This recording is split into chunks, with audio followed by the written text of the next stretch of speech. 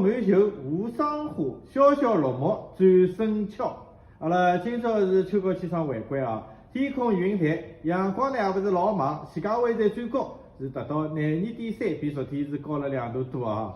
朝阳呢还是蛮阴的，大部分地方最低辣海16度。今朝日里呢风力是逐渐减小了，陆地最多阵风辣海6级左右。明朝呢也是维持多云到晴的好天气，风力好明显减弱了。但是受到副茶降温的影响，今朝下半夜到明朝早浪向是局部地区有雾，大家出行呢要注意交通安全。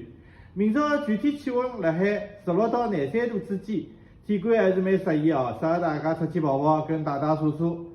3到5号呢，新一股强冷空气要影响阿拉上港中下游以北地区，气温是先后下降6到10度，局部要超过12度，并伴有4到6级风，阵风要达到7到9级。